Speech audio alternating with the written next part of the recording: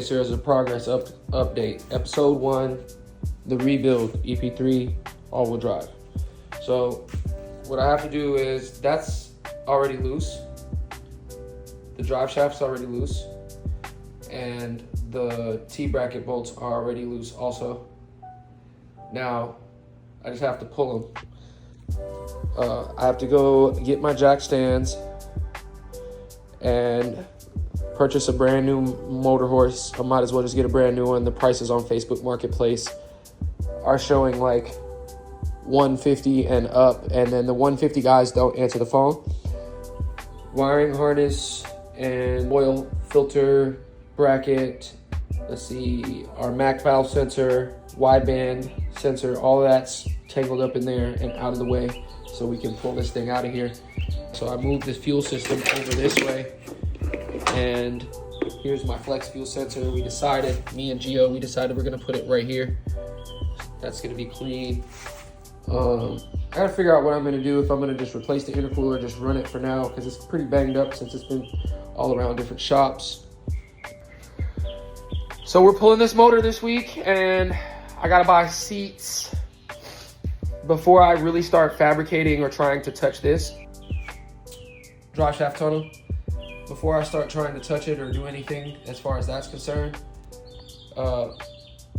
that bracket can be cut. So I think I'm gonna cut the bracket and see if the seat fits. Trim it like right there. It's right there, yeah. So if I trim it like right there on that very edge, my seat should fit, but there's no way of knowing until I purchase my new seats. So far, we got a new front bumper. It's not really new. It was pretty banged up when I got it, but it was only like a few bucks, so I bought it anyway. I wanted to go with this look, but if it doesn't work, I'll go back to the stock bumper. And I got some R888s used. The guy was just moving and he needed to get rid of them because he wasn't using them. And they're slightly used. If you look at the, it's pretty deep. So we're gonna run those to begin with some different rims. I gotta put these back on my EK and grab some new rims. Probably not gonna grab anything expensive because I'm gonna go beadlock. And yeah, that's pretty much it. To finish off the fuel system, we need to go ahead and get a 10 AN female to 8 AN male to connect that, and then it'll sit perfectly. We already got this one done. Pretty much all of our fittings. We're finishing up the fuel system, so we could be all done with this.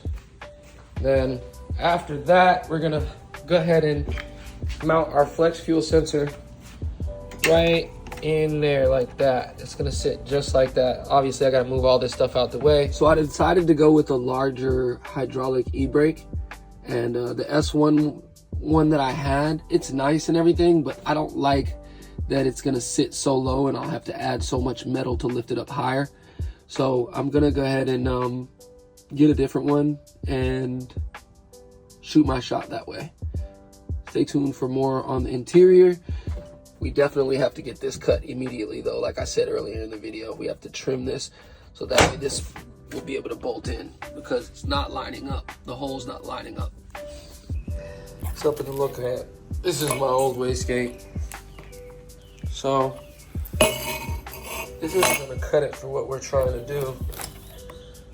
So I'm gonna have to probably, yeah, it's gonna go like that.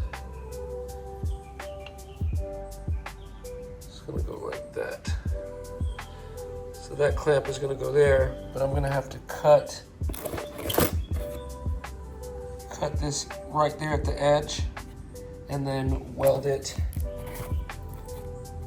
another V-band clamp.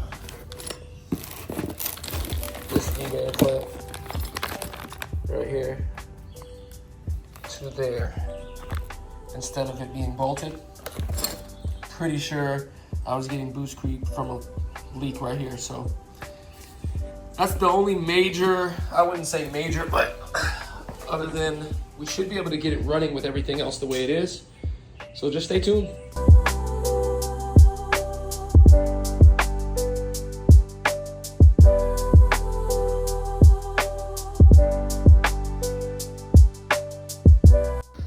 all in all, there isn't really much left to do except pull the motor, put the new one in with it has a twin disc clutch in it, put the clutch back in with the new motor, transmission connected, reconnect everything and put it back together, and then go get it tuned all over. Yeah, I got to get that done. But other than that, all in all, this thing is pretty much finished. There's not much left to do. So everybody just stay tuned and see y'all on the next one.